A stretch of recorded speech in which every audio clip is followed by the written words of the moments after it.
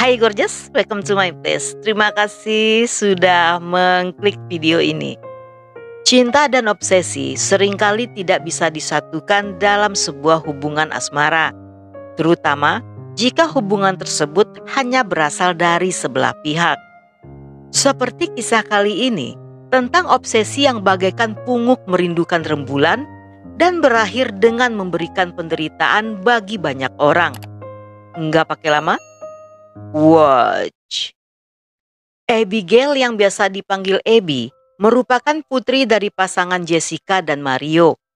Wanita berusia 22 tahun ini seorang pekerja keras yang menyukai dunia fashion dan make up. Dia sangat mencintai keluarganya, terutama putranya yang berusia 5 tahun bernama Ed Joseph Day. Keluarganya menggambarkan Abby sebagai wanita bersemangat dan melakukan yang terbaik sebagai seorang ibu bagi putranya. Di tahun 2017, untuk kehidupan yang lebih baik, Abby pindah dari Texas ke Dallas. Di sini, dia memiliki 2 pekerjaan sebagai seniman alis bersertifikat dan penari dewasa di Rick Cabaret. Abby bercita-cita untuk membangun sebuah studio alis dan make up, dan saat itu dia sedang menabung untuk mewujudkan bisnisnya. Dengan kepribadian yang menyenangkan, Abby memiliki banyak pelanggan yang sangat royal dengan memberinya banyak uang tips. Pada awal Oktober 2021, Abby yang aktif di medsos melakukan siaran langsung di Instagram. Saat itu, dia memperlihatkan sebuah alat pelacak yang ditemukan terpasang di bawah mobilnya. Abby sangat ketakutan dan tidak tahu harus berbuat apa selain hanya mengadu pada sang ibu Jessica. Jessica melaporkan hal ini pada polisi, tetapi sayangnya tidak terlalu ditanggapi. Ketika Abby mengadukan hal ini pada manajernya di klub, sang manajer hanya berpesan agar Abby lebih berhati-hati. 2 minggu kemudian, di tanggal 26 Oktober 2021, 911 mendapatkan panggilan dari seseorang yang melaporkan sebuah kecelakaan mobil di Jalan Raya 183 di Fort Worth. Dia mengatakan sebuah sedan Hyundai berwarna perak melaju sangat kencang keluar dari Jalan Raya Parkway Internasional dan masuk ke jalur hijau sebelum akhirnya menabrak tembok. Saat saksi mendekati mobil untuk mengecek keadaan pengemudi, mereka melihat ada sebuah lubang peluru yang menembus di sisi jendela penumpang dan mengenai pengemudi. Ketika polisi berada di TKP, mereka menemukan jika pengemudi telah tewas. Dari dalam tasnya ditemukan sebuah paspor atas nama Abby. Wanita itu meninggal dalam usia 22 tahun. Di TKP polisi menemukan 3 selongsong peluru serta pecahan kaca yang berada di persimpangan jalan dekat TKP. Di mobilnya ditemukan pakaian penari yang menunjukkan jika saat itu Abby akan menuju ke tempat kerjanya. Hasil otopsi menyatakan Abby telah ditembak di lengan kanan dan di sisi kanan punggungnya. Polisi yang mendatangi klub mendapatkan keterangan dari sang manajer bahwa 2 minggu sebelum kejadian tersebut, Abby melaporkan seorang pelanggan bernama Stan yang telah melecehkannya dan tentang video Abby yang memperlihatkan temuan alat pelacak pada mobilnya. Sang manajer menduga jika kejadian tersebut saling berkaitan. Stanley Zelaiga yang berusia 54 tahun merupakan seorang veteran militer yang memiliki catatan kriminal atas kasus KDRT. Menurut sang manajer, Stan yang tergila-gila pada Abby telah menjadi klien regulernya sejak Juli 2021. Pada awalnya Abby cukup senang mendapatkan pelanggan royal. Namun, belakangan harinya Abby mulai takut pada Stan yang suka menguntit dan melecehkannya. Sang manajer juga menunjukkan pada polisi Instagram milik Stan yang berisi postingan quotes kata-kata inspirasi dan banyak postingan tentang kekesalannya pada Abby. Di sana, secara terang-terangan, dia mengancam akan melaporkan Abby pada polisi karena profesinya yang juga merangkap sebagai belalang sembah kelas atas. Dalam postingan di tanggal 17 Oktober, terlihat jelas bahwa pria ini memiliki harapan sangat tinggi terhadap Abby dan merasa jika Abby adalah pacarnya. Stan mengatakan bahwa dia percaya jika hubungannya dan Abby memiliki masa depan karena selama 3 bulan berhubungan, mereka saling menikmati satu sama lainnya. Dia berandai-andai jika saja Abby mau meninggalkan profesi ilegalnya. Dia mencintai wanita itu, namun perasaannya hanya bertepuk sebelah tangan karena Abby menganggapnya tidak lebih hanya sebagai klien. Dan Stan cemburu karena Abby memiliki banyak klien selain dirinya yang tentunya lebih kaya, lebih muda, lebih strong, dan lebih gedong. Dalam postingan tersebut, dia memuja sekaligus memaki wanita itu karena merasa telah dimanfaatkan, yang membuat Stan menguras uangnya dalam jumlah banyak. Postingan-postingan tersebut mencoba untuk mempermalukan dan mengintimidasi Abby secara publik.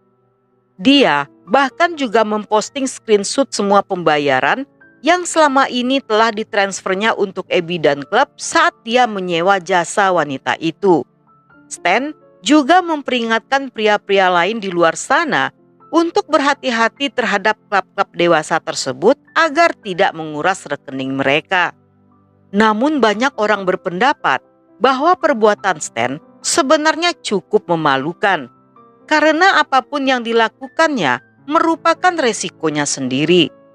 Dia mencintai seorang wanita yang jelas-jelas melakukannya demi pekerjaan semata dan bukannya karena cinta.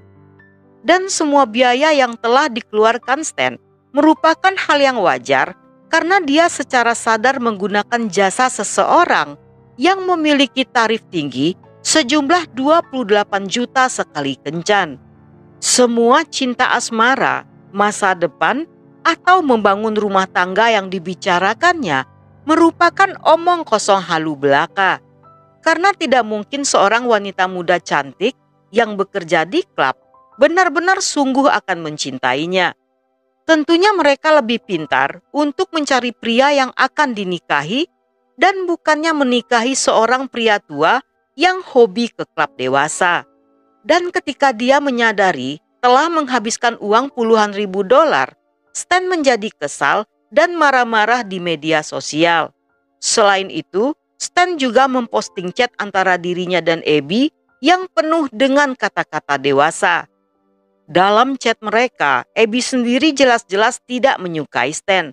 Dia bersedia diajak kencan murni karena bisnis tanpa ada perasaan romantis.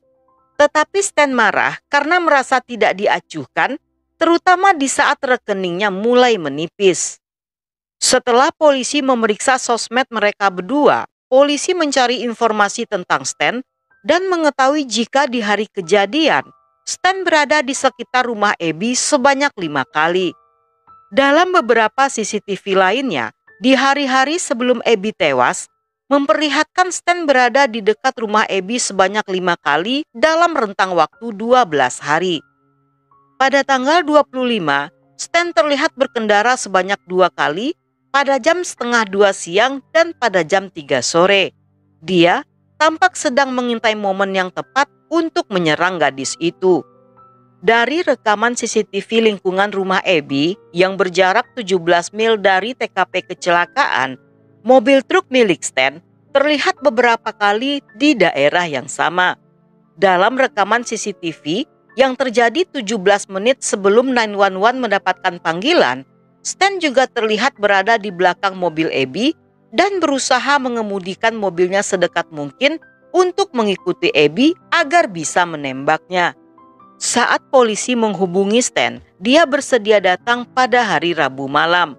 Namun 15 menit sebelum jadwal interogasinya, Stan menelpon polisi mengatakan tidak bisa datang dengan alasan ada kemalangan di keluarganya.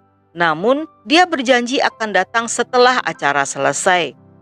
Ketika Stan masih tidak muncul di tanggal 27 Oktober dini hari dengan membawa surat perintah, polisi mendatangi apartemennya dan menemukan mobilnya di parkiran yang menandakan jika Stan sedang berada di rumah. Ketika Stan menolak untuk keluar, tim SWAT mengambil alih menerobos masuk ke dalam rumah dan menemukan Stan berdiri di balkon sedang berusaha untuk melukai diri sendiri. Tetapi semua usahanya gagal dan dia berhasil diamankan dan dibawa ke rumah sakit untuk mengobati luka-luka ringannya sebelum akhirnya dimasukkan ke dalam tahanan. Stan didakwa atas pembunuhan Abby dan ditahan di penjara Tehran dengan jaminan sejumlah 3,5 miliar. Hingga saat ini, Stan masih menunggu persidangan.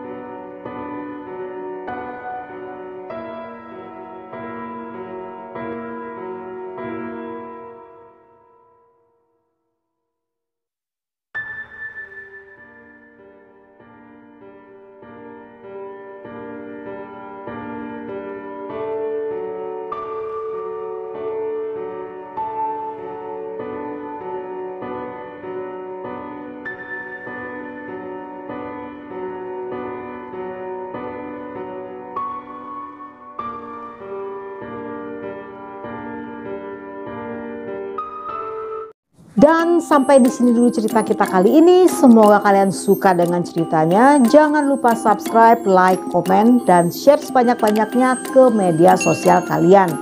Dan buat kalian yang masih betah hingga akhir, thank you, love you, have a nice day, and then see ya.